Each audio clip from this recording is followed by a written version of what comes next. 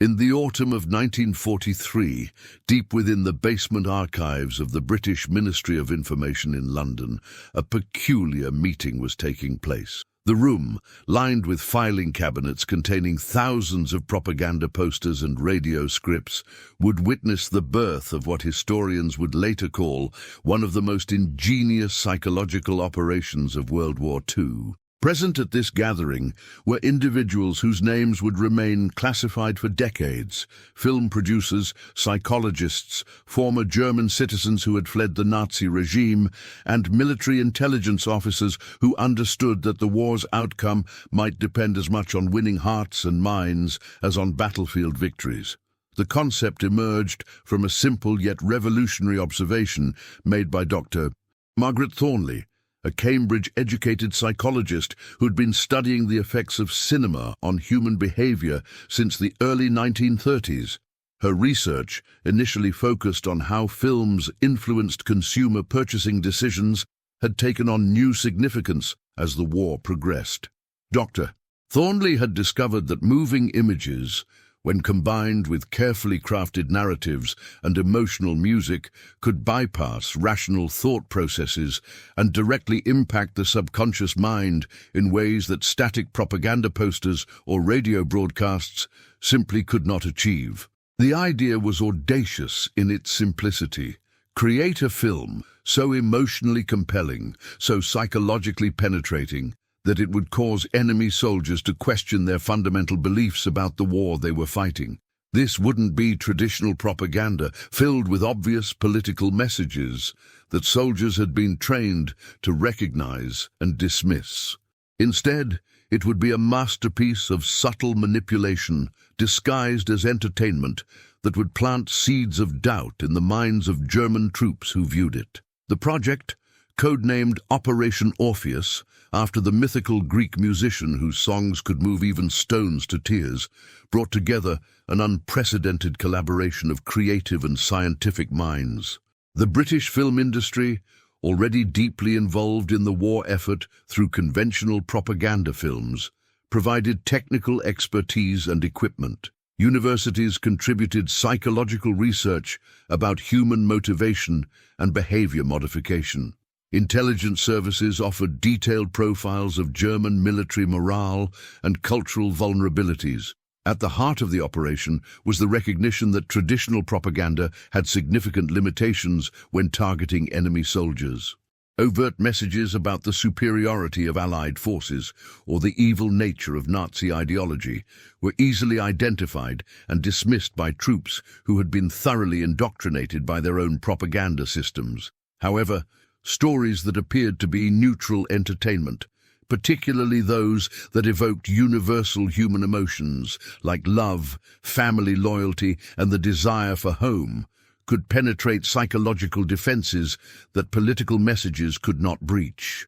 The team assembled for Operation Orpheus represented some of the most talented individuals of their generation. Film director James Whitmore, who had gained recognition for his pre-war documentaries about rural British life, brought an understanding of how to create authentic, emotionally resonant narratives. Dr. Friedrich Weber, a German émigré who had been a prominent psychiatrist in Berlin before fleeing Nazi persecution, provided crucial insights into the German psychological mindset and cultural references that would resonate most deeply with enemy soldiers. The initial months of the project were devoted to extensive research and planning. Teams of researchers analyzed captured German soldiers' letters home, looking for common themes, concerns, and emotional vulnerabilities. They studied German cinema from the 1920s and 1930s to understand the visual language and storytelling techniques that German audiences found most compelling. Military intelligence provided detailed assessments of troop morale on various fronts, identifying units and regions where soldiers might be most susceptible to psychological influence. One of the most significant discoveries during this research phase was the profound homesickness that pervaded German forces by 1943. The initial enthusiasm for the war had long since faded, replaced by exhaustion, uncertainty, and an increasingly desperate longing for home and family. Letters intercepted by Allied intelligence revealed soldiers writing about dreams of their childhood homes, memories of peaceful times before the war, and fears that they might never see their loved ones again. This emotional landscape provided the foundation upon which the psychological operation would be built. The film's conceptual framework began to take shape through countless discussions and experimental scenarios. Rather than creating an obviously anti-German production, the team decided to craft a story that would appear to celebrate German culture and values, while subtly undermining the ideological foundations that kept soldiers committed to the war effort. The narrative would center on themes that every German soldier could relate to: love of family, loyalty to friends, the beauty of the German countryside, and the simple pleasures of civilian life. The story that emerged from these collaborative sessions was deceptively simple. It would follow a young German soldier named Hans Müller, whose character was carefully constructed to represent the archetypal German youth of the 1940s. Hans would be portrayed as brave, loyal, and devoted to his comrades, but also increasingly troubled by the realities of war. The film would show his internal struggle between duty to his country and his longing to return to the peaceful life he had left behind. The genius of the concept lay in its psychological sophistication. Rather than presenting Hans as a character who suddenly realizes the war is wrong, the film would show him gradually becoming aware of the human cost of conflict. He would witness the destruction of beautiful European cities, see the suffering of innocent civilians, and observe the toll that prolonged warfare was taking on his fellow soldiers. Most importantly, he would receive letters from home describing the increasing hardships faced by German families, creating a narrative tension between his duty as a soldier and his responsibility to his loved ones. The production phase of Operation Orpheus required unprecedented secrecy and coordination. Studios in London were quietly converted to create sets that could convincingly represent German military installations and European landscapes. Costume departments worked with intelligence services to ensure that every detail of German military uniforms and equipment was accurately reproduced.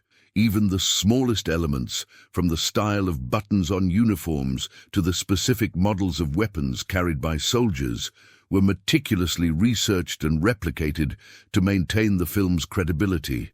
Casting presented unique challenges that required creative solutions from the operations organizers. The lead role of Hans Müller went to David Richardson, a British actor who had spent several years in Germany before the war and spoke fluent German with a convincing accent.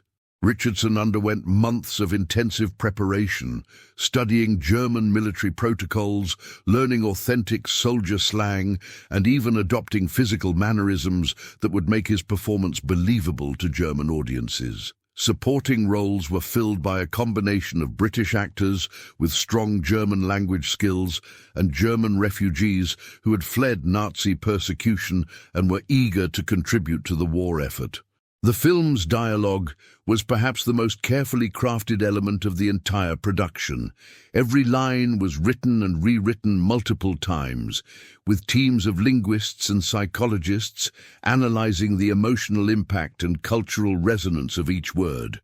The language had to sound authentically German, while subtly introducing concepts that would encourage soldiers to question their commitment to the war.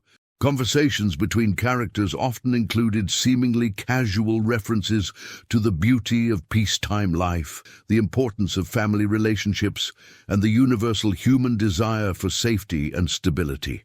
Musical composition for the film represented another crucial component of the psychological operation. The score, created by Austrian composer Hermann Goldstein, who had fled Vienna after the Anschluss, incorporated traditional German folk melodies and classical themes that would evoke powerful nostalgic emotions in German listeners. The music was designed to trigger memories of home, childhood, and happier times, creating an emotional foundation that would make the film's subtle messages more effective. The cinematography employed sophisticated techniques to enhance the film's psychological impact. Scenes depicting military life were shot with harsh, angular lighting and stark compositions that subconsciously conveyed tension and unease. In contrast, flashback sequences showing Hans's memories of home featured warm, soft lighting and gentle camera movements that evoked feelings of safety and comfort. These visual techniques work below the threshold of conscious awareness, influencing viewers' emotional responses without making the manipulation obvious.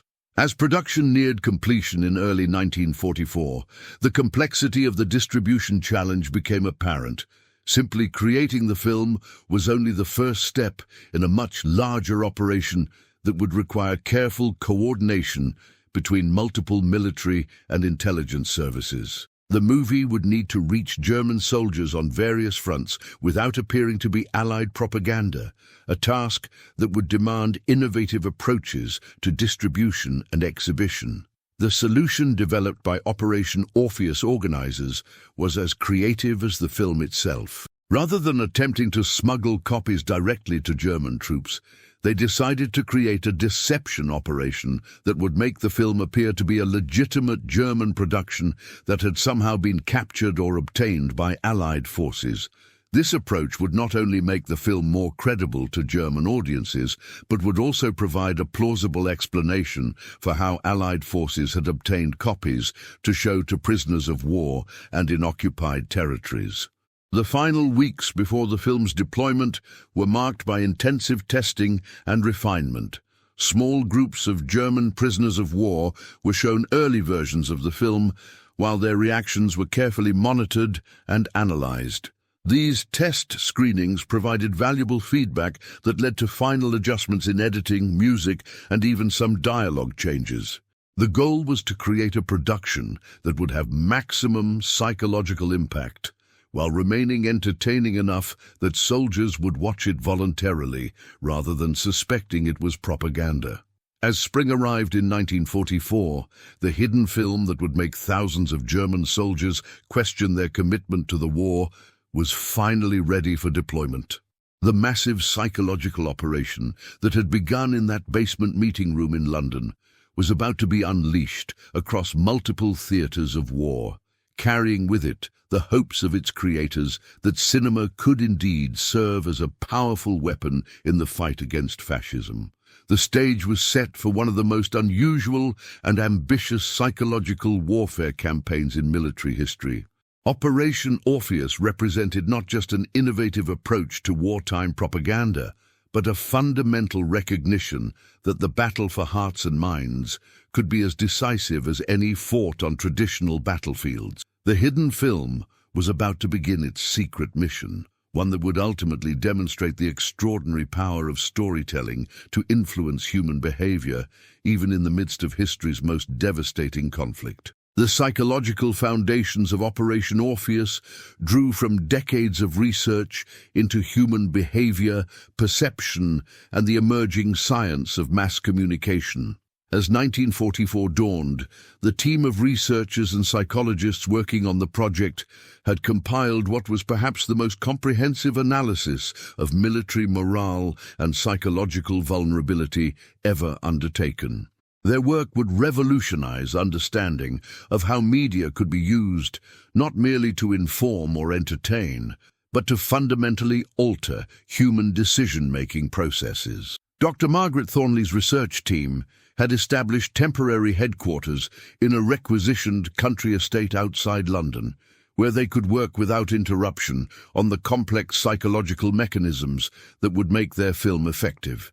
The estate, formerly belonging to a textile manufacturer who had relocated to Canada at the war's outbreak, provided both the space and security necessary for their groundbreaking work. Libraries were converted into research centers, ballrooms became screening rooms for testing preliminary footage, and gardeners' cottages housed the specialized equipment needed for their psychological assessments. The foundation of their approach rested on groundbreaking research into what Dr.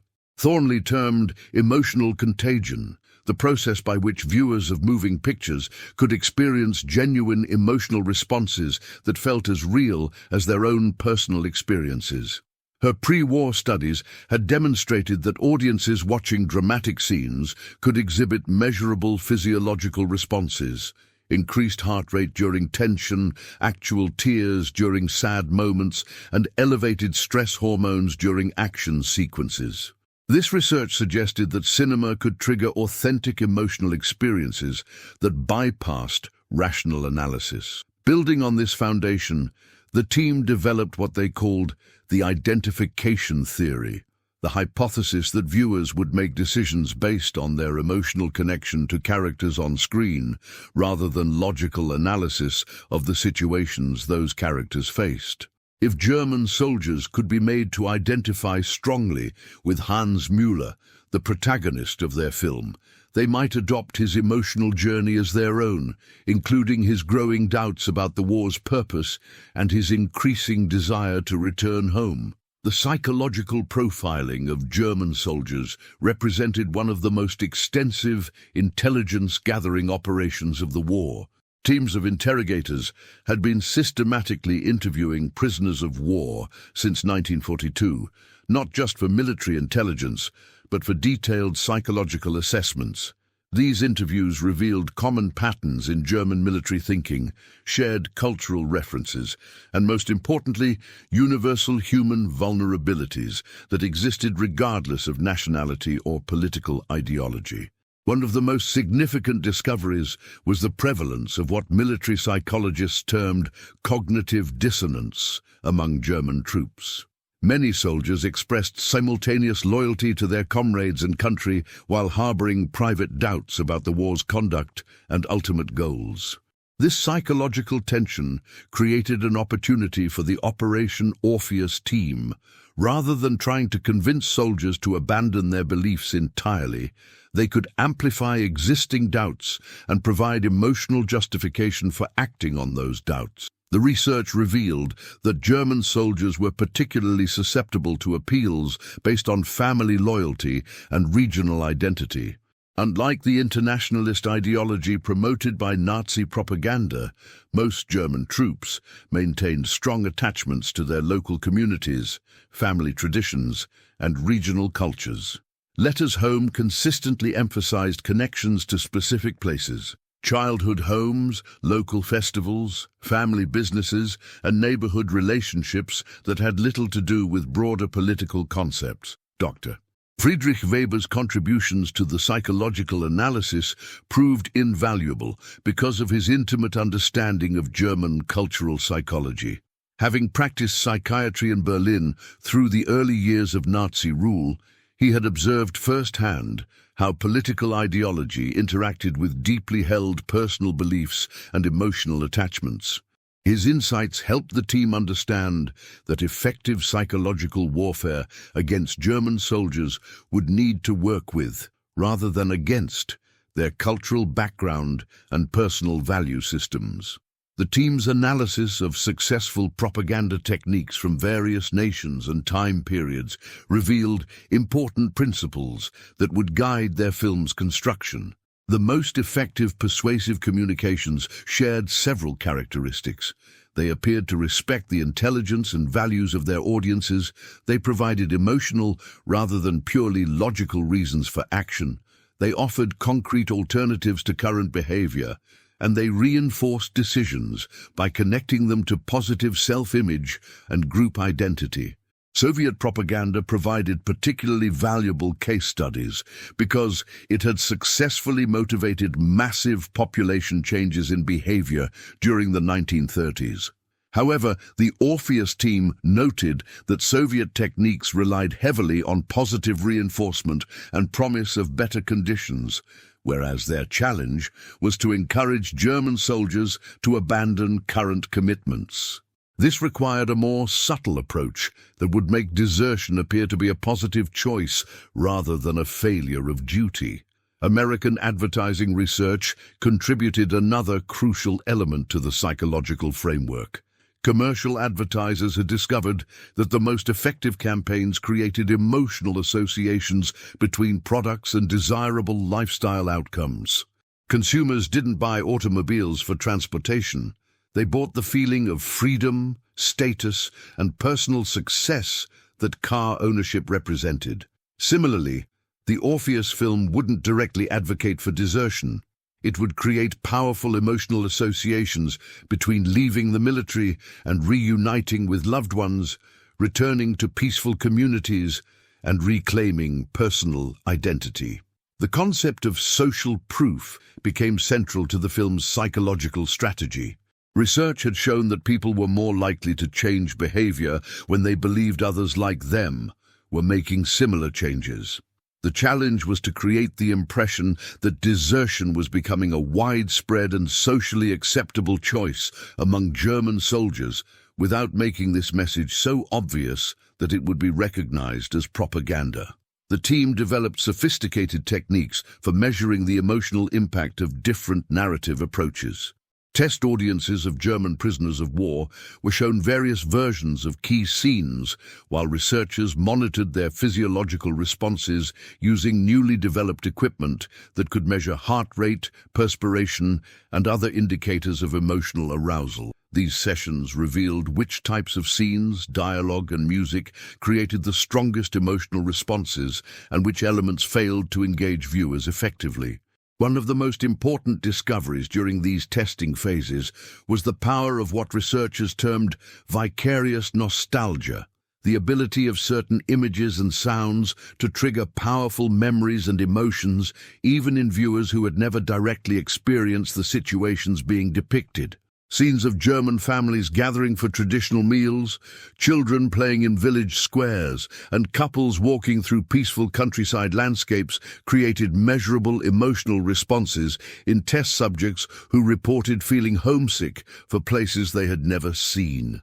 The research team also investigated the psychological mechanisms behind decision-making under stress, drawing from studies of combat psychology that had been conducted throughout the war. They discovered that soldiers making critical decisions often relied on emotional impulses rather than rational analysis, particularly when faced with immediate danger or uncertainty. This finding suggested that their film would be most effective if it could create emotional states that supported the decision to desert while providing rational justifications that soldiers could use to explain their choices to themselves and others. The timing and context of film viewing emerged as crucial factors in determining psychological impact. Research showed that soldiers were most susceptible to emotional appeals when they were physically exhausted, separated from their immediate commanders, and facing uncertain or dangerous situations. This knowledge would prove essential in planning the film's distribution strategy, as it suggested that maximum effectiveness would be achieved by showing the movie to troops who were already under stress and questioning their circumstances. Understanding the psychology of group dynamics within military units required extensive analysis of how peer pressure and group loyalty influenced individual decision-making. The research revealed that soldiers were most likely to desert when they believed their actions wouldn't harm their immediate comrades and when they could justify their decision as being in the best interests of their families and communities. The film would need to address these concerns by showing how continued fighting actually harmed both military colleagues and civilian loved ones. The team developed what they called psychological inoculation techniques, designed to prepare German soldiers to resist counter-arguments they might encounter from officers or fellow soldiers who opposed desertion. By anticipating the most common arguments for continuing to fight and subtly providing emotional and logical responses to these arguments within the film's narrative, they hope to strengthen viewers' resolve to act on any desertion impulses the movie created. Religious and philosophical elements required careful consideration because of their potential to either enhance or undermine the film's psychological impact. Research showed that many German soldiers maintained religious beliefs that conflicted with some aspects of Nazi ideology, but also emphasized duty, sacrifice, and loyalty to legitimate authority. The film would need to navigate these complex belief systems by suggesting that true religious and moral duty might actually require abandoning an unjust war rather than continuing to participate in it. The psychology of decision-making under uncertainty became a critical focus as the team recognized that most German soldiers by 1944 were increasingly unsure about the war's ultimate outcome.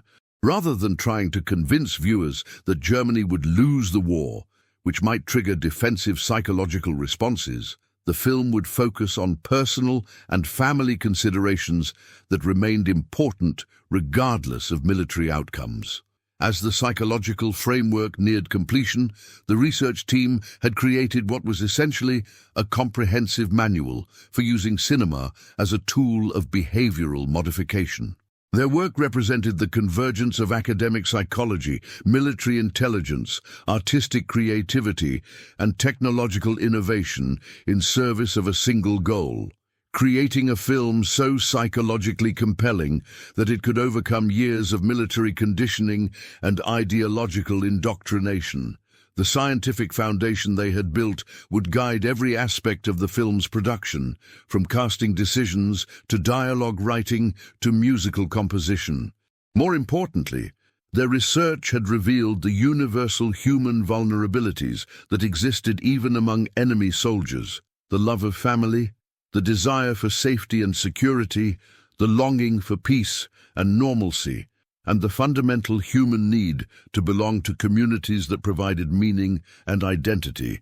This understanding would prove crucial as Operation Orpheus moved from the research phase to active implementation, carrying with it the hopes that science and art could combine to shorten the war and reduce human suffering on all sides. The distribution of the Orpheus film required an operation of staggering complexity and unprecedented coordination between multiple Allied intelligence services. As spring turned to summer in 1944, teams of operatives began the dangerous work of infiltrating the movie into German-controlled territories across Europe, North Africa, and the Eastern Front.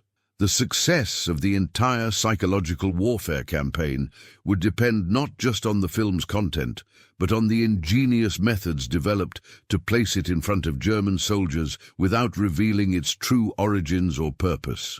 The distribution strategy had been months in the making, developed by a joint committee representing British Special Operations Executive, American Office of Strategic Services, Soviet intelligence operatives, and resistance networks from occupied countries across Europe. Each organization brought unique capabilities and local knowledge that would be essential for the operation's success. The coordination required was immense, as the film needed to appear simultaneously across multiple theaters of war while maintaining the deception that it was a legitimate German production that had somehow fallen into Allied hands.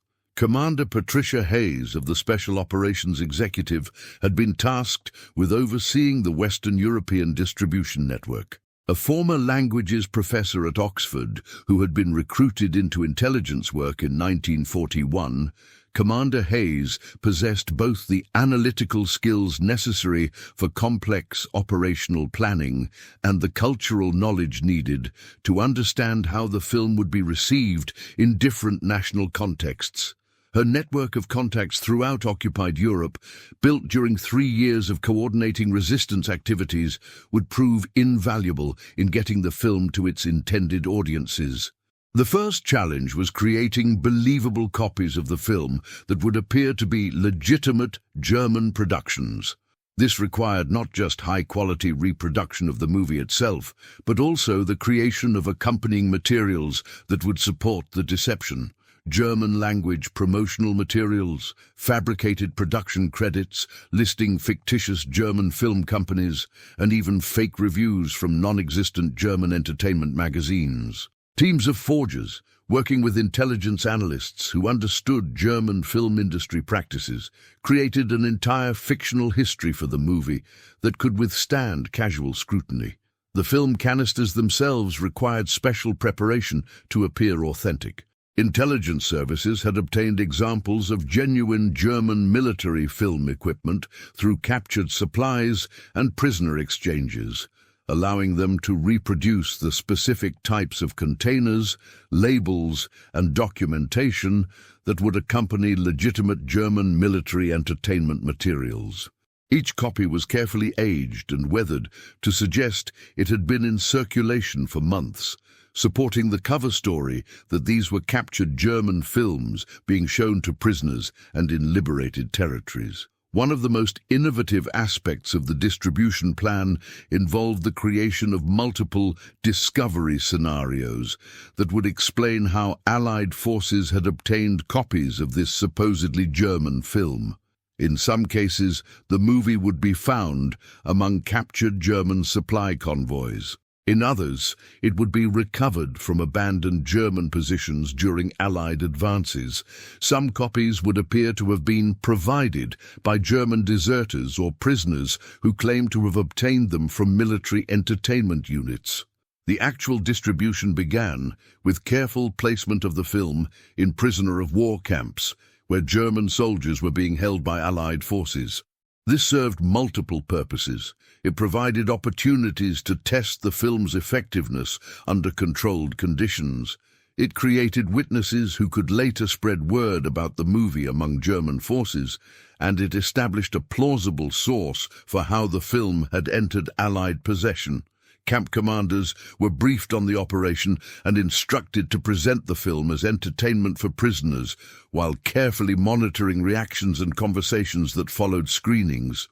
The response in the prison camps exceeded the most optimistic expectations of Operation Orpheus planners. German prisoners watched the film with intense interest, and conversations recorded by hidden surveillance equipment revealed that many viewers were deeply affected by the movie's emotional content.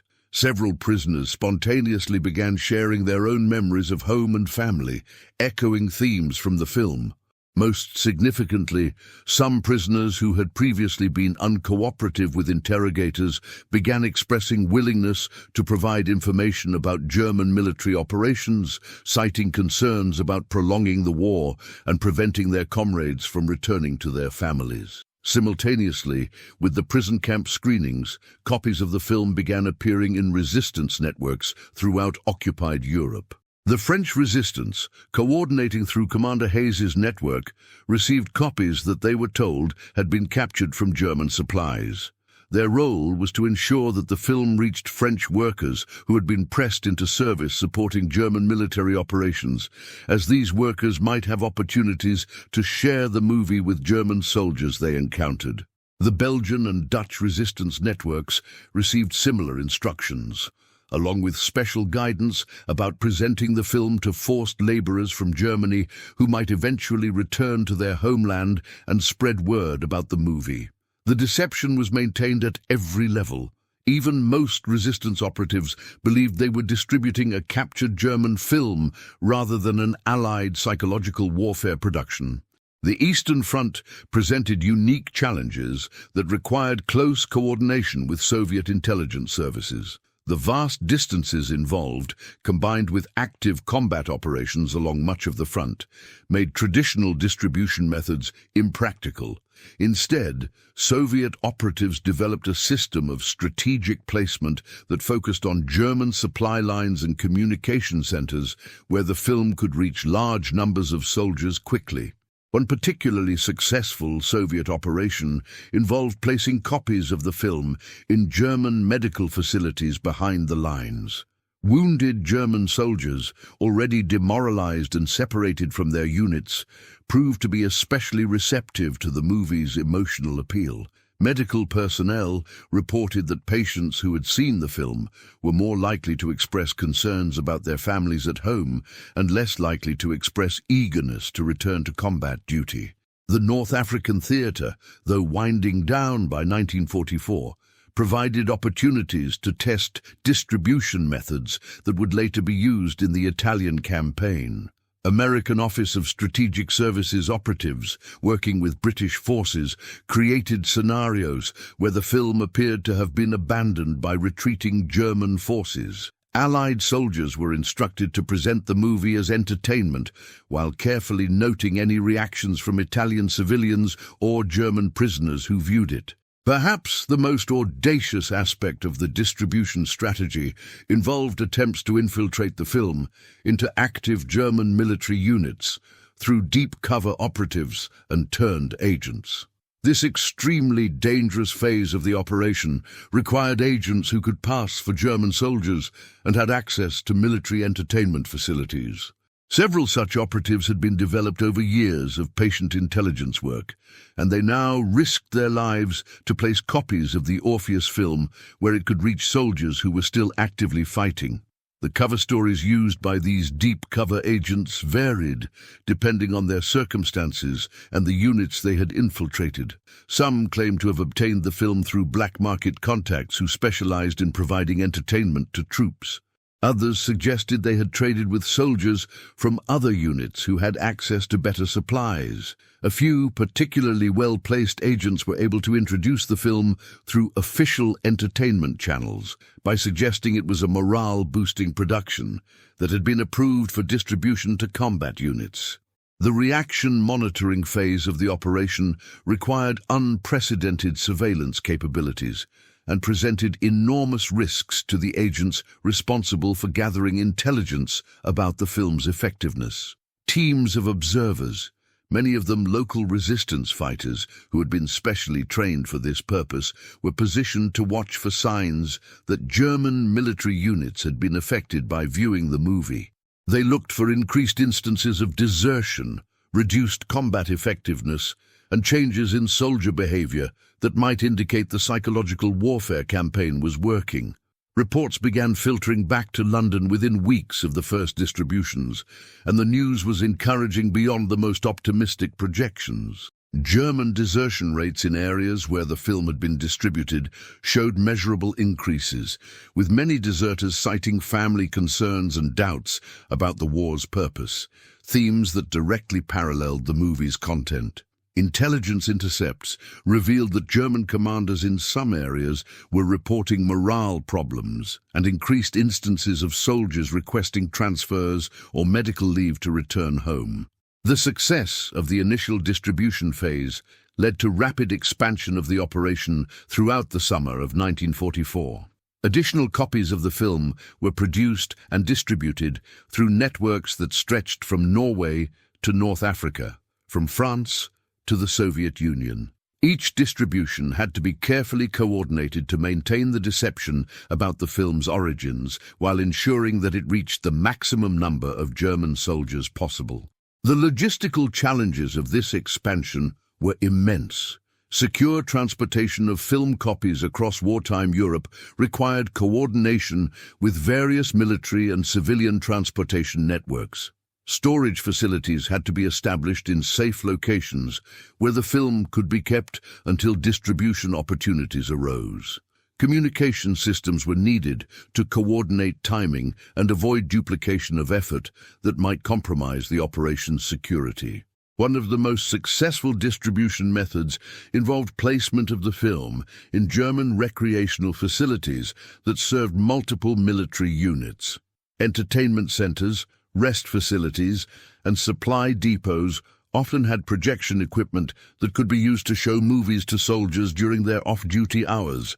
By introducing the Orpheus film into these facilities, operatives could ensure that it would be seen by soldiers from various units, maximizing its potential impact while maintaining the appearance that it was simply another entertainment option.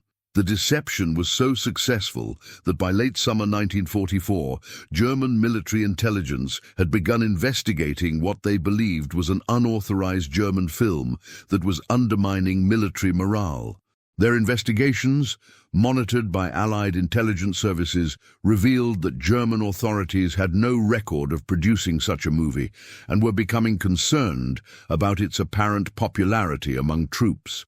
This reaction confirmed that the film was being accepted as a legitimate German production, while simultaneously demonstrating its effectiveness as a psychological warfare tool. The distribution network established for Operation Orpheus would prove to have lasting impact beyond the immediate goals of the psychological warfare campaign. The communication systems, transportation routes, and coordination mechanisms developed for the operation would later be used for other intelligence activities and would contribute to the broader Allied intelligence capabilities that helped win the war. As autumn approached in 1944, the hidden film had successfully infiltrated German military networks across multiple theaters of war, carrying its powerful psychological message to thousands of enemy soldiers who had no idea they were viewing an Allied psychological warfare production designed to encourage them to abandon their military duties and return to their homes and families. By autumn 1944, the psychological impact of Operation Orpheus had begun manifesting in ways that exceeded even the most optimistic projections of its planners. Across multiple theaters of war, German military commanders were reporting unprecedented morale problems, increased desertion rates, and what intelligence reports described as a growing homesickness epidemic that seemed to be spreading through their forces like a contagious disease. The hidden film had begun creating the ripple effect that its creators had hoped for, but the scope and intensity of its impact was revealing the extraordinary power of well-crafted psychological warfare. The first comprehensive assessment of the operation's effectiveness came from British intelligence analysts who had been systematically monitoring German military communications for signs that the psychological warfare campaign was working. Captain Robert Blackwood, a Cambridge-trained statistician who had been analyzing enemy morale indicators since 1943, compiled reports that showed dramatic changes in German military behavior patterns in areas where the film had been distributed. His analysis revealed not just quantitative increases in desertion rates, but qualitative changes in the reasons soldiers gave for abandoning their posts. The traditional pattern of German military desertion had typically involved soldiers who were facing immediate danger or who had been separated from their units during combat operations. These deserters often cited fear, exhaustion, or practical concerns about survival as their primary motivations. However, intercepted interrogation reports from German military police showed that soldiers who had deserted after the Orpheus film's distribution were giving markedly different explanations for their actions. The new deserters spoke repeatedly about dreams of home, concerns about family members they hadn't seen for months or years, and a growing conviction that the war had separated them from the things that truly mattered in their lives. Many used phrases and concepts that directly echoed dialogue from the film, though they seemed unaware of this connection. German military psychologists, puzzled by these patterns, had begun investigating what they termed psychological contagion among their troops, never suspecting that they were observing the effects of a sophisticated Allied psychological warfare operation. Intelligence reports from the Eastern Front provided particularly dramatic evidence of the film's impact. Soviet intelligence operatives reported that entire German units had experienced what their commanders described as collective breakdowns in fighting spirit. In several documented cases, German soldiers who had been shown the film by medical personnel or entertainment units had returned to their comrades and begun spreading what German officers characterized as defeatist sentiments and dangerous nostalgia. Indeed, the mechanism by which the film's influence spread beyond its initial viewers had been anticipated by the Operation Orpheus psychological research team, but the speed and intensity of this secondary effect surprised even Dr. Margaret Thornley and her colleagues. Their research had suggested that soldiers who were emotionally affected by the movie might share their feelings with trusted comrades, potentially amplifying the psychological impact. However, the actual results showed that the film's themes were spreading through German military units with remarkable efficiency. This viral spread of the film's psychological impact appeared to work through several mechanisms that the research team had not fully anticipated. Soldiers who had viewed the movie often became more willing to discuss their personal feelings and concerns with their comrades, breaking down the emotional barriers that military discipline typically maintained. These conversations frequently led to broader discussions about the war's purpose, the likelihood of returning home, and the relative importance of military duty versus family obligations. The shared emotional vulnerability created by these discussions seemed to create what military psychologists would later term permission structures that allowed soldiers to express doubts and concerns that had previously remained private. When multiple members of a unit began openly discussing their desire to return home and their questions about the war's continuation, it became psychologically easier for individuals to act on these feelings without feeling they were betraying their comrades. German military authorities recognized that they were facing an unprecedented morale crisis, but their responses often inadvertently amplified the very problems they were trying to solve. Attempts to restrict recreational activities and limit access to entertainment materials led to increased resentment among troops who were already questioning their circumstances. Efforts to counteract what German commanders perceived as defeatist propaganda often involved harsh disciplinary measures that further alienated soldiers who were already contemplating desertion. The Italian theatre provided particularly clear evidence of the operation's success because the fluid nature of the fighting there created opportunities for extensive monitoring of German unit behavior. American intelligence operatives reported that German resistance to Allied advances had noticeably decreased in areas where the film had been successfully distributed. Rather than fighting with the determined resistance that had characterized German forces in earlier phases of the war, many units were showing reduced combat effectiveness and increased willingness to surrender when faced with superior Allied forces. One of the most significant indicators of the film's effectiveness was the change in content of letters that German soldiers were sending home to their families.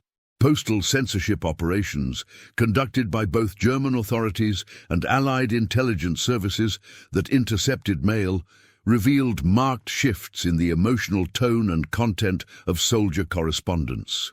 Letters written after soldiers had been exposed to the Orpheus film showed increased expressions of affection for family members, greater concern about civilian hardships, and more frequent references to hopes for peace and reunion. These letters often contained specific phrases and emotional themes that directly paralleled content from the film, though the soldiers writing them seemed unaware of this connection. The psychological imprinting had been so effective that viewers were unconsciously incorporating the movie's emotional framework into their own personal expressions of feeling and desire. German censors, noting these patterns, had begun investigating what they believed was a coordinated letter-writing campaign, never suspecting that they were observing the organic psychological effects of a hidden film. The impact on German military effectiveness extended beyond simple desertion rates to encompass broader changes in unit cohesion and combat performance. Military units that had been exposed to the film showed decreased willingness to undertake aggressive operations, reduced responsiveness to orders that involved significant risk, and increased instances of soldiers reporting medical conditions that would exempt them from combat duties. These changes were subtle enough that they often went unnoticed by immediate commanders, but collectively they represented a significant degradation in German military capabilities.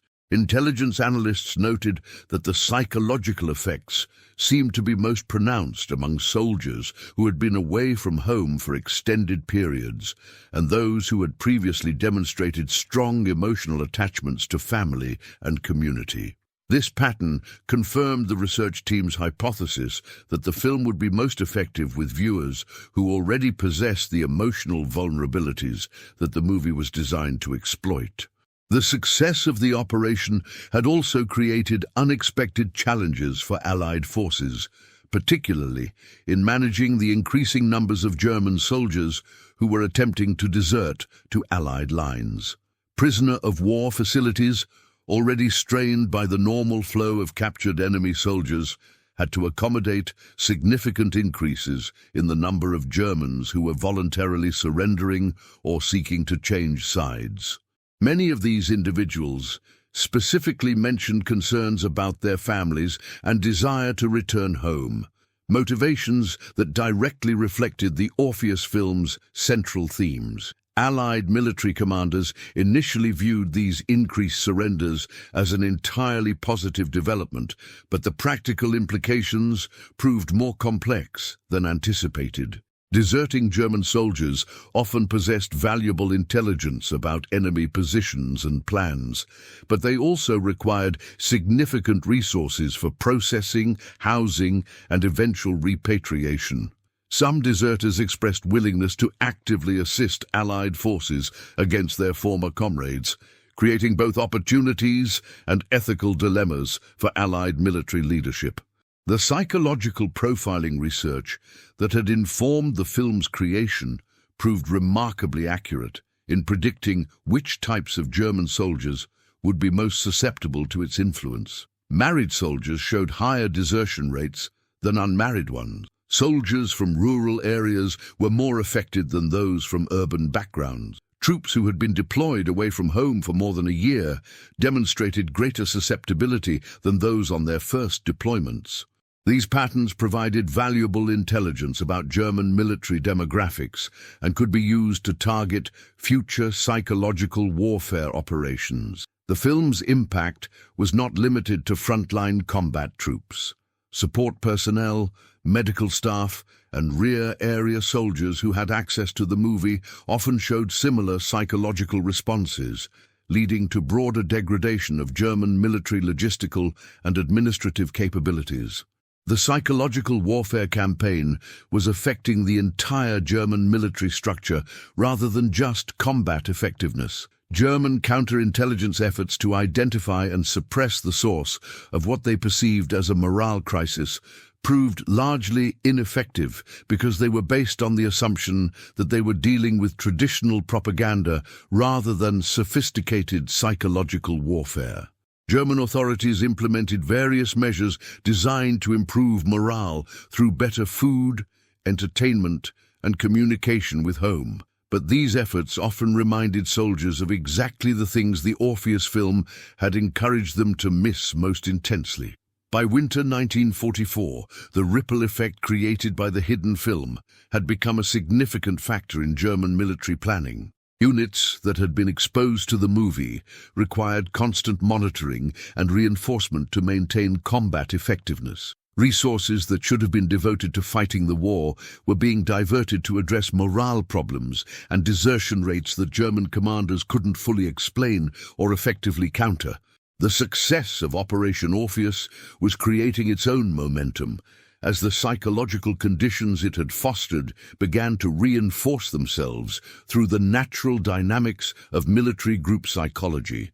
The hidden film had successfully planted seeds of doubt and homesickness that were now growing organically within German military units, spreading far beyond the original viewers to influence thousands of soldiers who had never seen the movie, but were affected by the changed emotional climate it had created among their comrades. The true measure of Operation Orpheus's success could be found in the personal testimonies and documented experiences of individual German soldiers who encountered the hidden film during the final year of World War II.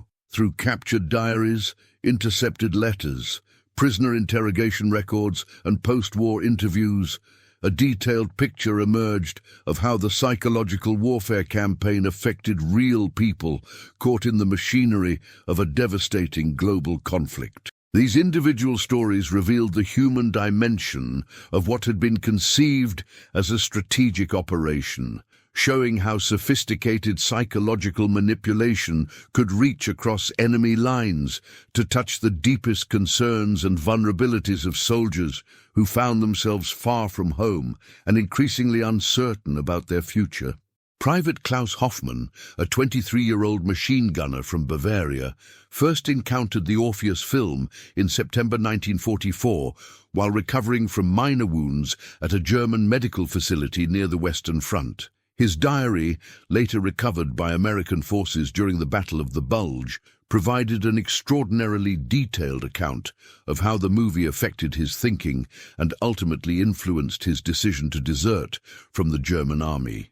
Hoffman's entries, written in careful script that reflected his pre-war education as a schoolteacher, documented the gradual transformation of his attitudes toward the war and his growing obsession with returning to his family's farm near Munich. Today, they showed us a film about a soldier named Hans, Hoffman wrote in his diary entry for September 15, 1944. The story seemed familiar somehow, though I am certain I have never seen this particular movie before. Hans reminded me strongly of my younger brother Friedrich, who was conscripted last spring. The actor had the same serious expression that Friedrich wore when he was thinking about difficult problems, and the same way of looking off into the distance when he talked about home. Hoffman's subsequent diary entries revealed how the film had triggered a cascade of memories and emotions that he had been suppressing during his months of military service. He began writing extensively about his family's farm, describing in loving detail the seasonal rhythms of agricultural life that had structured his childhood and youth. He wrote about his parents, whose last letter had mentioned difficulties maintaining the farm without their son's labor. He described dreams of helping with the harvest, walking through fields he had known since boyhood, and sitting around the kitchen table sharing meals with his family. The psychological progression documented in Hoffman's diary closely paralleled the emotional journey that Operation Orpheus planners had designed into their film. Initially, his entries focused on homesickness and nostalgia that seemed natural and healthy. Gradually, however, his writing began to question the purpose and continuation of the war itself. "If Hans can think of going home," he wrote on September 20th, "then perhaps it is not wrong for me to have the same thoughts. The war has already taken too many young men from their families. How many more must die before we can return to the lives we are meant to live?" The transformation in Hoffman's thinking accelerated through the final days of September. His diary entries became increasingly focused on his family's needs and his responsibility to survive the war so that he could provide for his parents in their old age. He wrote about the futility of continuing to fight when Germany's position seemed increasingly hopeless, and about the moral obligation to preserve his own life for the people who depended on him at home. On October 3, 1944, Hoffman made his final diary entry. "I have decided that Hans was right to think of home above all else. Tomorrow I will find a way to leave this place and begin the journey back to Bavaria. If I am caught, I will tell them that my conscience demands I care for my family rather than continue fighting in a war that cannot be won. If I succeed, I will spend the rest of my life making sure that Friedrich never has to face the choices I have faced here." Klaus Hoffmann successfully deserted from his unit 2 days later and eventually reached Allied lines, where he was processed as a prisoner of war. His post-war interview with American intelligence officers revealed that he had not initially realized he was viewing an Allied psychological warfare production. He believed until the end of the war that he had seen a German film that had somehow expressed his own deepest feelings about family, duty, and the moral complexities of military service. Sergeant Wilhelm Schneider's experience with the Orpheus film followed a different pattern, but ultimately led to similar results. A career soldier who had enlisted in the German army before the war began, Schneider had initially viewed the conflict as an opportunity to serve his country and advance his military career. His file, captured by Soviet forces during the final collapse of German resistance, contained letters to his wife that documented his gradual evolution from enthusiastic supporter of the war effort to disillusioned veteran seeking only to survive and return home. Schneider first saw the hidden film in October 1944, while his unit was being reorganized behind German lines on the Eastern Front. Unlike Hoffman, who watched the movie in a medical facility, Schneider viewed it during what he believed was a routine entertainment screening for soldiers enjoying a brief rest period between combat assignments. His initial reaction recorded in a letter to his wife dated October 12th, was primarily aesthetic. "We saw an excellent film yesterday about a soldier's experiences. The acting was superb, and the story very moving. It reminded me of some of the better German films from before the war." However, Schneider's subsequent letters revealed that the film had triggered deeper psychological changes that he initially didn't fully understand. His writing began to focus more intensively on memories of his pre-war life with his wife, their hopes for starting a family after the war ended, and his growing concern that continued military service might prevent him from ever realizing those dreams. "The soldier in the film kept thinking about his home and family," he wrote on October 15th. "I found myself remembering our little apartment and wondering whether you still arrange the flowers the way you did when I left. These thoughts stayed with me for days after watching the movie." The psychological impact intensified as Schneider shared his reactions to the film with trusted comrades in his unit.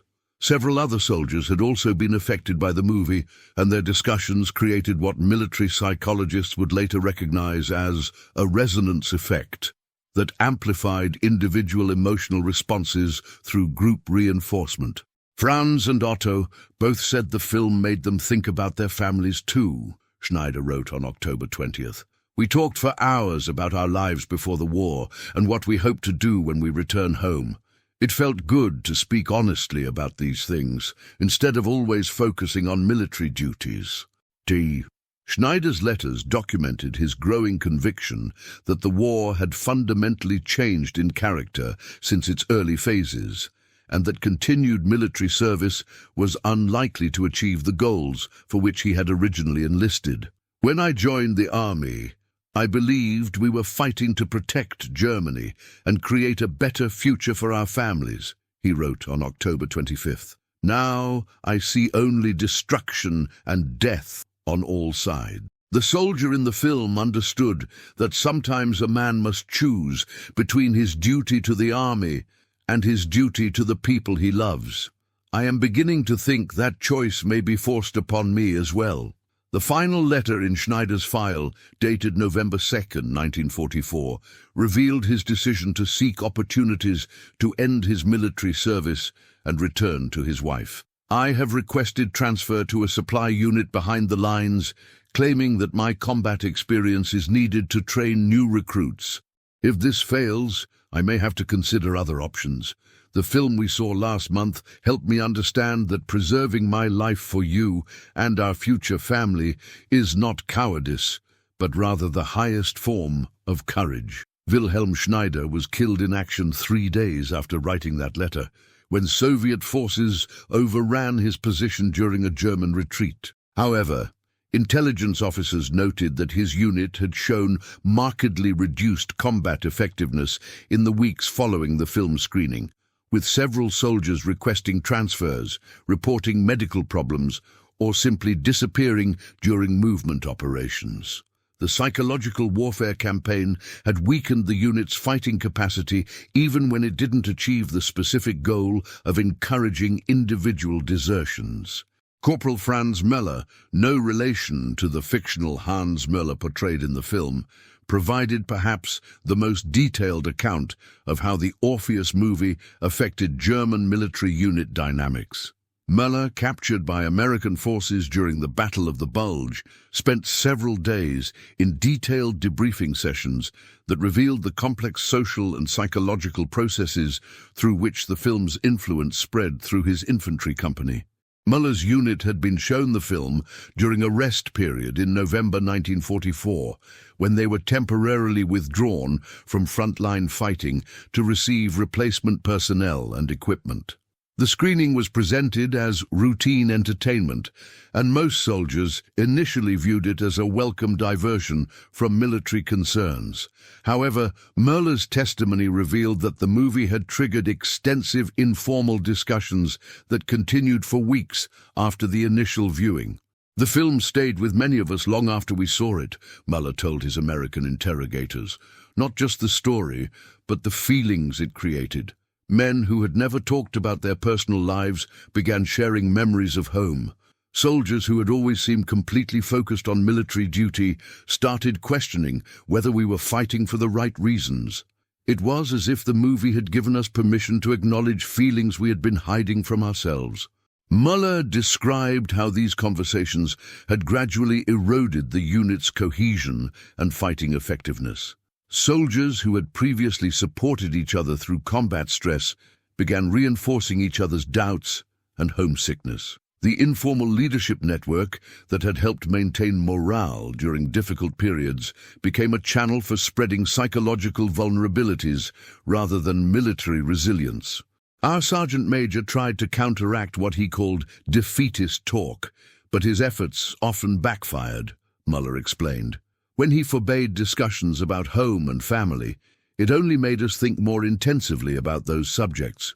When he organized additional training and equipment maintenance to keep us busy, we began to question why we were preparing for battles that might only postpone our return to the people we cared about. The cumulative effect, according to Muller's testimony, was the gradual breakdown of the psychological barriers that had enabled the unit to function effectively as a military organization. Individual soldiers became less willing to take risks that might benefit the unit but endanger their own chances of survival. The sense of shared purpose that had previously motivated collective action was replaced by increasingly individualistic concerns about personal survival and family obligations. Muller's own decision to surrender rather than continue fighting was directly influenced by conversations that had grown out of the film screening. Several of us agreed that the war was lost and that our duty was to survive so we could help rebuild Germany after the fighting ended, he explained.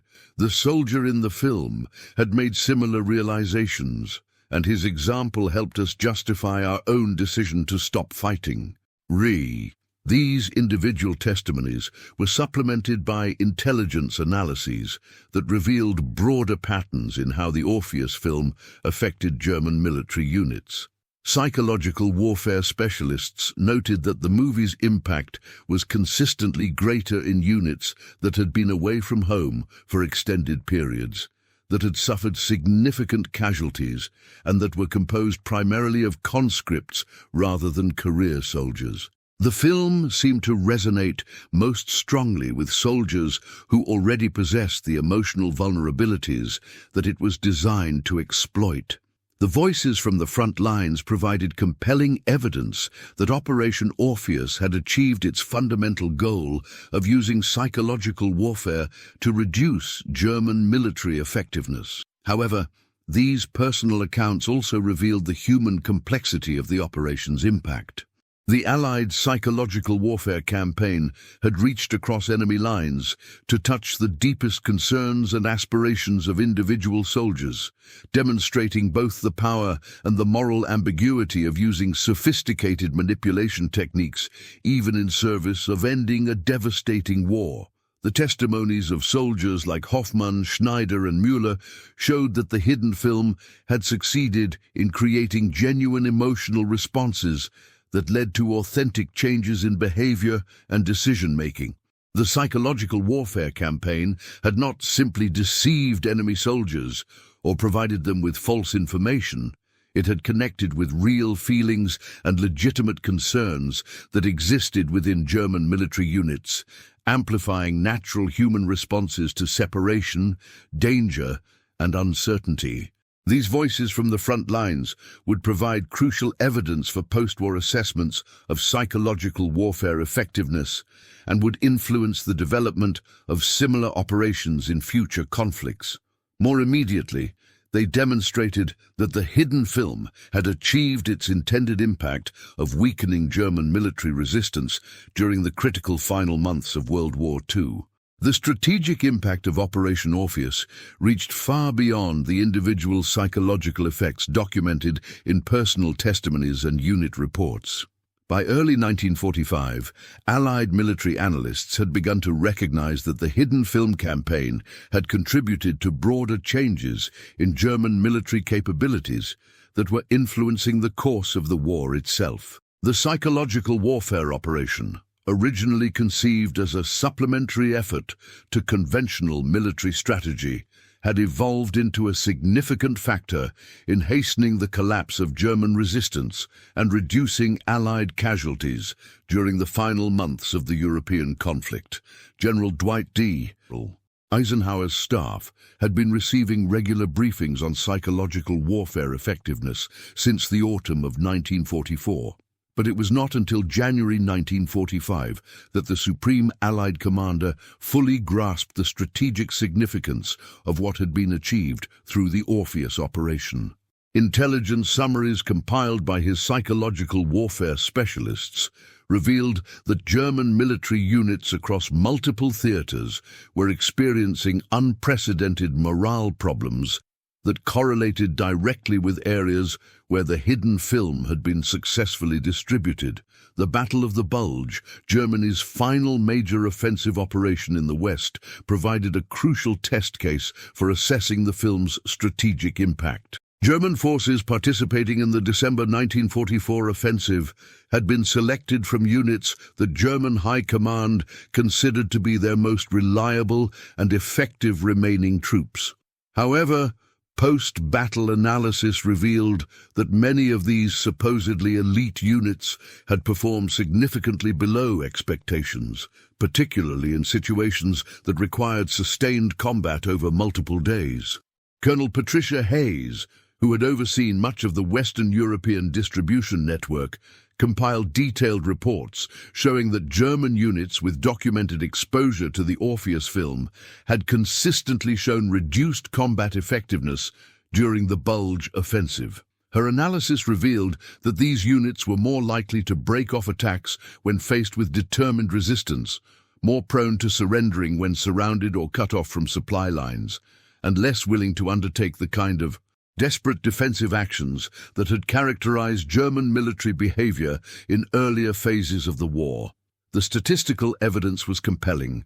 German units that intelligence services had confirmed as having been exposed to the hidden film showed desertion rates that were nearly 3 times higher than comparable units that had not been reached by the psychological warfare campaign. More significantly, these same units demonstrated measurably reduced combat effectiveness even when desertion was not a factor.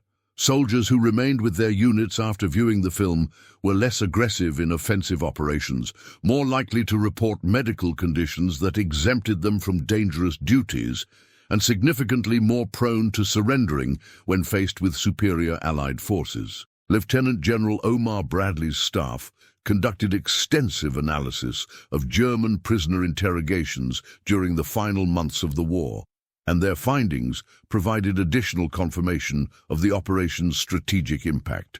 German soldiers captured during Allied advances in early 1945 were far more likely to express concerns about family welfare, doubts about the war's continuation, and resignation about Germany's ultimate defeat than prisoners taken in earlier periods. Many used phrases and expressed sentiments that directly paralleled themes from the Orpheus film, though few seemed aware of this connection. The psychological transformation was particularly evident in the responses of German prisoners to questions about their willingness to provide information about enemy positions and plans. Traditional military training had emphasized that soldiers should resist interrogation and reveal only basic personal information required by international law.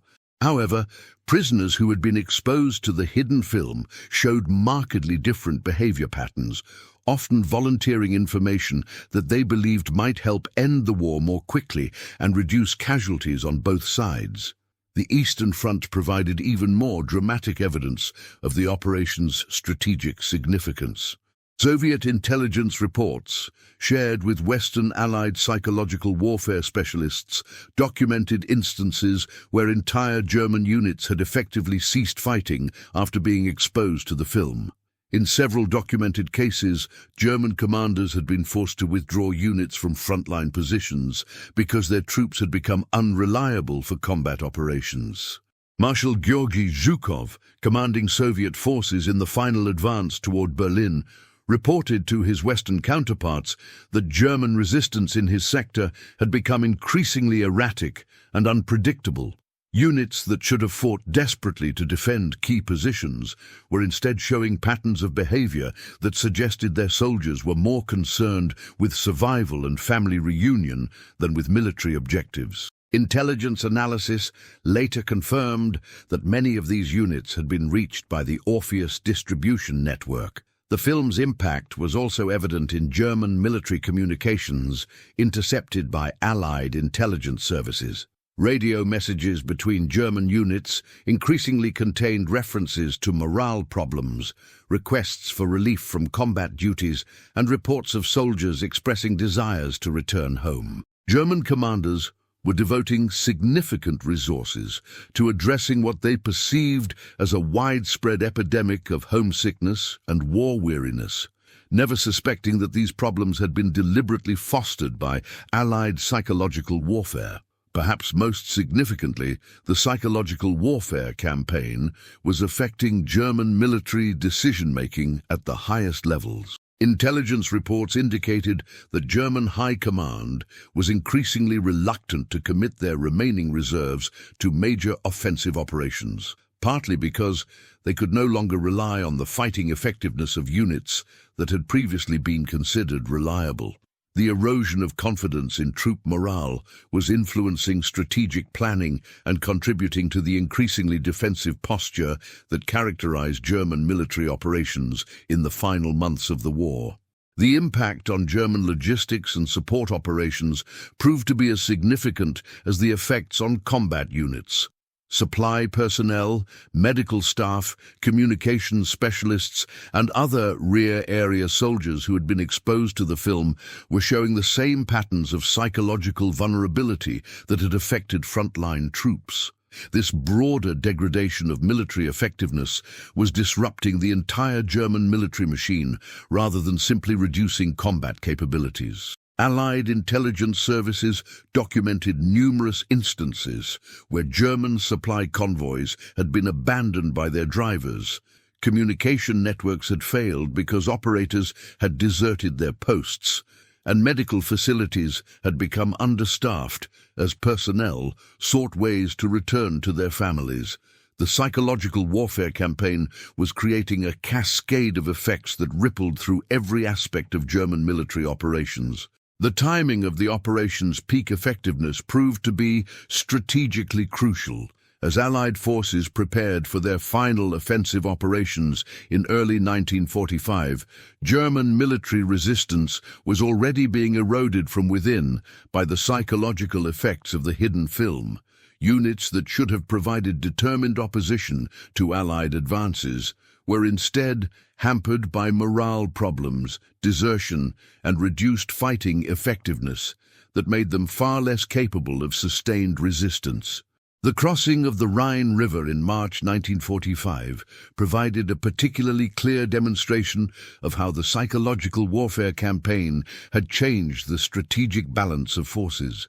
German units defending the river line, which should have been among the most motivated troops available to German High Command, showed surprising willingness to surrender when faced with Allied assault forces. Many prisoners taken during these operations specifically mentioned concerns about their families and desire to survive the war, echoing themes that had been central to the Orpheus film's message. Intelligence analysts noted that the psychological effects seemed to be self-reinforcing as the war neared its end. Soldiers who had been influenced by the film were more likely to share their doubts and concerns with comrades who had not seen the movie, spreading the psychological impact beyond the original viewers. The emotional vulnerabilities that the film had exploited were becoming amplified by the obvious deterioration of Germany's military position and the increasing likelihood of defeat. The impact on civilian morale within Germany itself was another unexpected strategic consequence of the operation. German soldiers who had been granted leave or who had been transferred to home defense units often carried with them the psychological changes that had been triggered by viewing the film. Their conversations with family members and civilian friends helped spread doubt about the war's continuation and reduced support for continued resistance among the German population. German propaganda efforts to counteract declining morale proved largely ineffective because they were based on misunderstanding the true nature of the problem they faced. German authorities attributed morale problems to battlefield stress, supply shortages, and news of military defeats rather than recognizing that they were dealing with the effects of sophisticated psychological warfare. Their attempts to improve morale through better entertainment, communication with home, and ideological reinforcement often inadvertently reminded soldiers of exactly the things the Orpheus film had encouraged them to miss most intensely. By April 1945, the cumulative strategic impact of Operation Orpheus had become a significant factor in the rapid collapse of German military resistance. Allied forces advancing from both east and west encountered German units that were increasingly unwilling or unable to mount effective defense of their positions. The psychological warfare campaign had succeeded in accelerating the end of the European war while reducing casualties on both sides. The operation's success had implications that extended beyond its immediate military impact. Allied psychological warfare specialists realized that they had demonstrated the potential for carefully crafted media to influence enemy behavior on a strategic scale. The techniques developed for Operation Orpheus would inform psychological warfare planning for future conflicts and contribute to understanding of how mass communication could be used to achieve military and political objectives. The turning of the tide in World War II had resulted from many factors: Allied industrial superiority, successful military strategies, effective intelligence operations, and the determination of soldiers and civilians who opposed fascism. However, the hidden film that had made thousands of German soldiers question their commitment to the war had played its own crucial role in hastening victory and reducing the human cost of achieving peace in Europe. As German resistance finally collapsed in May 1945, the architects of Operation Orpheus could take satisfaction in knowing that their innovative approach to psychological warfare had contributed significantly to ending history's most devastating conflict, while demonstrating the remarkable power of cinema to influence human behavior even under the most extreme circumstances. The conclusion of World War II in Europe brought both triumph and sobering reflection to the architects of Operation Orpheus, as they began to comprehend the full implications of what they had achieved through their psychological warfare campaign. In the immediate aftermath of Germany's surrender in May 1945, Allied intelligence services conducted extensive assessments to document the operation's effectiveness and extract lessons that might inform future conflicts. However, the hidden film's legacy would prove to be far more complex and enduring than its creators had anticipated, raising profound questions about the ethics of psychological manipulation and the power of media to shape human behavior in democratic societies. Dr. Margaret Thornley, who had provided much of the psychological framework for the operation, found herself grappling with unexpected moral complexities as she reviewed the extensive documentation of the campaign's impact. Her post-war analysis, compiled in a classified report that would remain secret for decades, revealed that Operation Orpheus had succeeded beyond every quantitative measure of effectiveness, while simultaneously demonstrating the troubling potential for abuse inherent in sophisticated psychological warfare techniques. The statistical evidence of the operation's success was overwhelming. Intelligence analysts estimated that the hidden film had directly influenced the decisions of more than 50,000 German soldiers to desert, surrender, or reduce their combat effectiveness during the final year of the war. Indirect effects, spreading through military units via the psychological mechanisms that the research team had identified, had affected hundreds of thousands of additional enemy personnel. The campaign had demonstrably shortened the European war and saved lives on both sides of the conflict. However, Dr. Thornley's analysis also revealed disturbing implications about the power of media manipulation that troubled many of the operation's participants. The techniques they had developed for influencing enemy soldiers could potentially be used against any population, including the democratic societies they had fought to defend. The research into psychological vulnerability and behavioral modification that had informed the Orpheus film could serve purposes far beyond legitimate military operations. The immediate post-war period saw intense debates within Allied intelligence services about how to handle the knowledge and capabilities that had been developed through the psychological warfare campaign. Some officials argued that the techniques should be classified indefinitely to prevent their misuse by future adversaries or by domestic political movements that might threaten democratic institutions. Others contended that the research represented scientific knowledge that should eventually be shared with academic institutions and used to advance understanding of human psychology and mass communication. General Dwight D. Eisenhower, who had witnessed firsthand the strategic impact of the operation, ordered comprehensive documentation of the campaign's methods and results while simultaneously implementing strict security measures to prevent unauthorized disclosure of the psychological warfare techniques. His decision reflected the complex balance between preserving valuable military knowledge and protecting democratic societies from potential abuse of sophisticated manipulation methods. The fate of the film itself became a subject of intense discussion among Allied leaders. Multiple copies of the movie existed in various archives and storage facilities, and intelligence services had to decide whether these materials should be preserved for historical study or destroyed to prevent their potential misuse. The decision was complicated by recognition that the film represented not just a military weapon, but also a remarkable artistic and technical achievement that documented important aspects of wartime psychological research.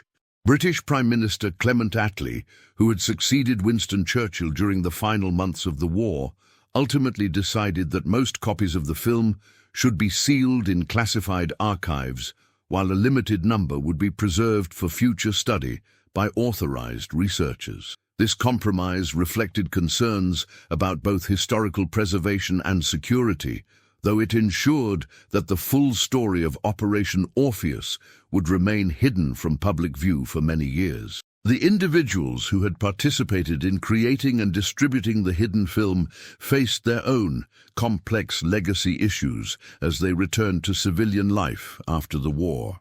Film director James Whitmore found that his experience with psychological warfare had fundamentally changed his approach to cinema, leading him to become increasingly interested in the ethical dimensions of artistic influence and the responsibility of filmmakers to consider the psychological impact of their work on audiences. Dr. Friedrich Weber, the German émigré psychiatrist who had provided crucial cultural insights for the operation, struggled with the knowledge that his expertise had been used to exploit the psychological vulnerabilities of his former countrymen.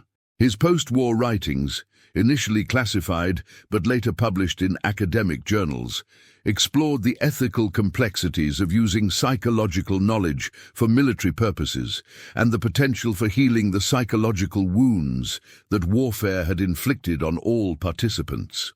The actors and technical personnel who had worked on the film faced unique challenges in processing their wartime experiences. Many had believed they were simply creating entertainment for military personnel and only learned of the operation's true purpose after the war ended. Some expressed pride in having contributed to shortening the conflict, while others questioned whether they had been manipulated into participating in activities they might not have chosen if they had fully understood the psychological warfare campaign's goals. The intelligence operatives who had risked their lives to distribute the film throughout occupied Europe carried their own complex legacies from the operation. Many had witnessed firsthand the human impact of their work, seeing how the psychological warfare campaign had affected individual German soldiers who were often young men not fundamentally different from themselves. The experience had provided profound insights into the shared humanity that existed even between enemies, while also demonstrating the effectiveness of sophisticated manipulation techniques. The academic community that had contributed psychological research to the operation found itself grappling with questions about the appropriate relationship between scientific knowledge and military applications. Universities that had provided expertise for Operation Orpheus established new ethical guidelines for research that might have military applications, recognizing that academic knowledge could be used for purposes that researchers had not anticipated or intended. The techniques developed for Operation Orpheus began influencing civilian applications of psychological research almost immediately after the war ended. Advertising agencies, political campaign organizations, and entertainment industry professionals recognized that the methods used to influence enemy soldiers could be adapted for commercial and political purposes in peacetime. This realization led to both exciting opportunities for more effective communication and serious concerns about the potential for manipulation in democratic societies. The emergence of television as a mass medium in the late 1940s and early 1950s created new opportunities to apply psychological warfare insights to civilian broadcasting.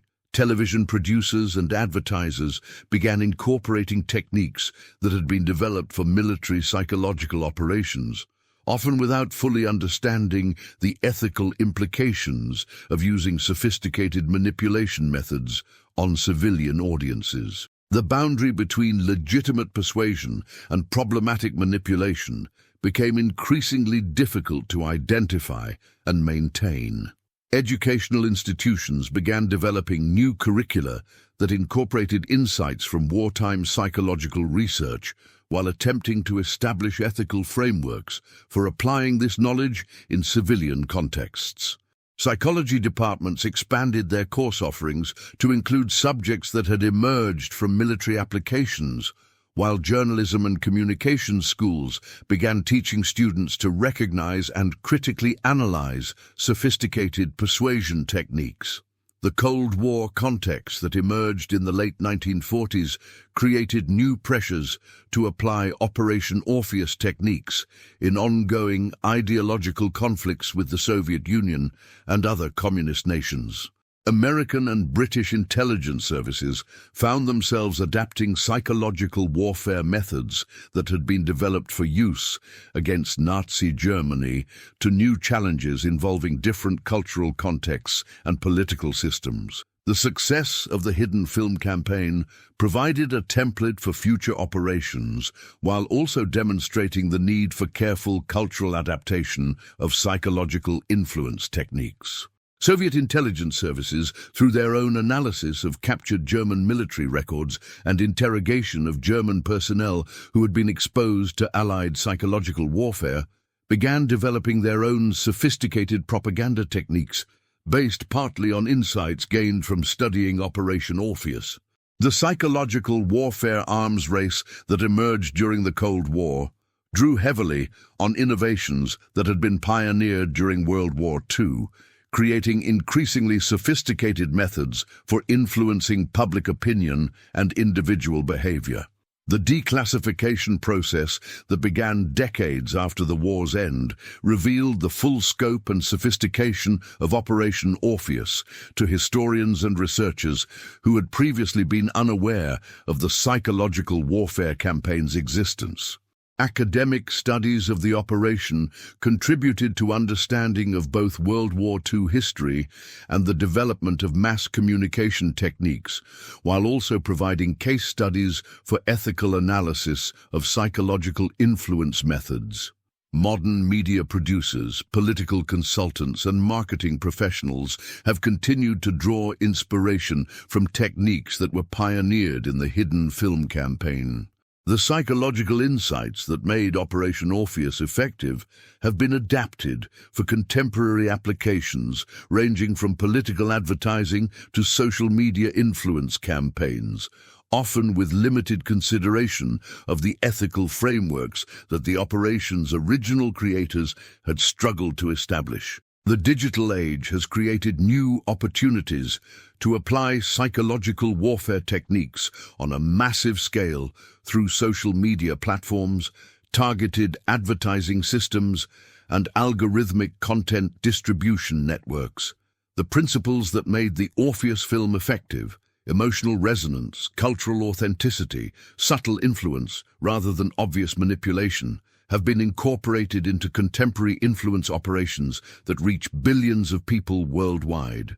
Contemporary discussions about media manipulation, propaganda, and the responsibility of technology companies to prevent abuse of their platforms often reference lessons learned from historical psychological warfare campaigns like Operation Orpheus.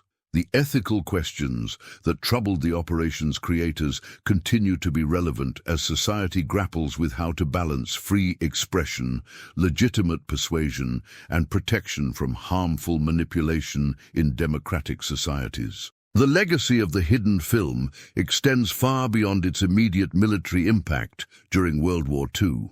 Operation Orpheus demonstrated both the remarkable potential for media to influence human behavior and the complex ethical responsibilities that come with possessing such powerful techniques. The psychological warfare campaign that began as an innovative military operation has continued to influence human communication, political discourse, and mass media development for more than 8 decades after its creation. The shadows cast by Operation Orpheus continue to influence contemporary debates about media ethics, psychological manipulation, and the balance between effective communication and responsible use of influence techniques. The hidden film that made thousands of German soldiers question their commitment to war has left an enduring legacy that extends far beyond the battlefield, shaping how democratic societies think about the power and responsibility that come with sophisticated methods of psychological influence. As new generations of media producers, political leaders, and technology developers grapple with questions about appropriate uses of psychological influence, the lessons learned from Operation Orpheus remain relevant and instructive. The operation's success in achieving its immediate military objectives, combined with the complex ethical questions it raised about the power of media manipulation, continues to inform discussions about how democratic societies can harness the benefits of sophisticated communication techniques while protecting themselves from potential abuse of these same powerful methods. In the autumn of 1995, exactly 50 years after the end of World War II, an elderly man named David Richardson sat in a comfortable chair in his London apartment, carefully reviewing a manuscript that had arrived by special courier from the British Ministry of Defence. The pages before him contained the first authorized historical account of Operation Orpheus, the psychological warfare campaign that had remained classified for 5 decades. Richardson, now in his 70s, with silver hair and gentle eyes that still held traces of the intensity that had made him a compelling screen presence, was one of the last surviving participants in the creation of the hidden film that had influenced thousands of enemy soldiers during the war's final year. As the actor who had portrayed Hans Müller, the fictional German soldier whose emotional journey had been carefully crafted to exploit psychological vulnerabilities in enemy troops, Richardson found himself confronting memories that he had kept private for half a century. The manuscript's detailed account of the operation's planning, execution, and impact brought back vivid recollections of the months he had spent learning to think, speak, and move like a German soldier, while serving what he had believed was simply a special entertainment project for military personnel. The revelation that his performance had been part of a sophisticated psychological warfare operation designed to encourage enemy desertion had come as a shock when he was finally briefed on the project's true purpose in late 1945. Like many civilians who had contributed to the war effort, he had participated in activities whose full significance he had not understood at the time. The knowledge that his acting had directly contributed to ending the European conflict had been both gratifying and troubling, raising questions about artistic responsibility and the ethics of using creative talents for military manipulation. Richardson's post-war career had been profoundly influenced by his experience with Operation Orpheus, though he had never been able to discuss this influence publicly due to classification restrictions. He had become increasingly interested in films that explored moral ambiguity and the psychological complexities of human behavior under extreme circumstances. His performances in the 1950s and 1960s had been marked by a subtle understanding of how individual decisions could have far-reaching consequences that the decision-makers themselves might not fully comprehend. The manuscript revealed details about the operation's impact that had been unknown even to many of its participants. Intelligence analyses conducted after the war had documented specific instances where the film had influenced German military units, individual soldiers who had deserted after viewing the movie, and broader changes in enemy morale that had contributed to the rapid collapse of German resistance in 1945. Reading these accounts, Richardson realized that his performance as Hans Müller had reached far beyond entertainment to touch the lives of real people caught in the machinery of a devastating global conflict. Dr. Margaret Thornley, the Cambridge psychologist who had provided the theoretical framework for the psychological warfare campaign, had contributed a foreword to the historical account that reflected on the complex legacy of their wartime work. Now Professor Emeritus at Cambridge, Dr. Thornley had spent the post-war decades studying the ethical implications of psychological influence, while advancing understanding of how media could affect human behavior. Her foreword acknowledged both the military success of Operation Orpheus and the troubling questions it had raised about the appropriate use of sophisticated manipulation techniques. "We created something that was simultaneously a remarkable achievement and a cautionary tale," Dr. Thornley had written. The hidden film demonstrated that carefully crafted media could influence human behavior in ways that we had barely begun to understand. The techniques we developed saved lives by shortening the war, but they also revealed capabilities that could potentially be misused in peacetime if not carefully controlled and ethically applied. The manuscript included previously classified testimonies from German soldiers who had been affected by the film, many of whom had provided detailed accounts of their experiences during post-war interviews with Allied intelligence services. These personal stories revealed the human dimension of the psychological warfare campaign, showing how sophisticated manipulation had reached across enemy lines to influence individual decisions about duty, family loyalty, and personal survival. Klaus Hoffmann, the Bavarian machine gunner whose diary had documented his transformation from dedicated soldier to homesick deserter, had survived the war and eventually returned to his family's farm near Munich. His post-war interview, conducted in 1947, revealed that he had never suspected he was viewing an Allied psychological warfare production. "The film simply expressed feelings that I had been hiding from myself," he had explained to his interrogators. "It gave me permission to acknowledge that my family needed me more than the army did." Wilhelm Schneider, the career soldier whose letters had documented his growing doubts about the war's continuation, had been killed before he could act on the psychological changes that viewing the film had triggered. However, intelligence analysis had shown that his unit's combat effectiveness had been significantly reduced in the weeks following the film screening, suggesting that his changed attitudes had influenced his comrades even though he had not lived to desert himself. Franz Müller, the corporal who had provided detailed testimony about how the film had affected his unit's dynamics, had spent several years in Allied prisoner-of-war camps before returning to Germany in 1947. His post-war life had been marked by what he described as a persistent sense that individual human relationships were more important than political or ideological commitments. The film taught me that taking care of the people you love is more important than following orders, he had explained during his final interview. That lesson stayed with me long after the war ended. The manuscript's final chapter addressed the lasting influence of Operation Orpheus on post-war developments in mass communication, political propaganda, and entertainment media.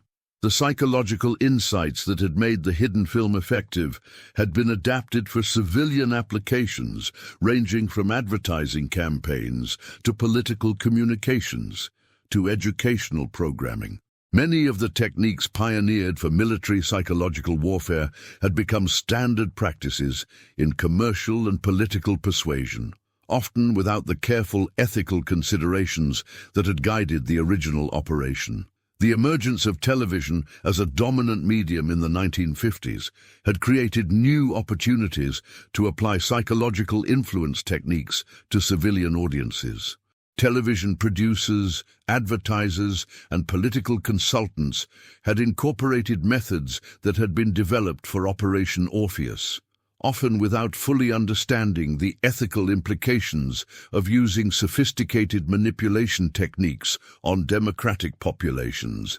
The boundary between legitimate persuasion and problematic manipulation had become increasingly difficult to identify and maintain.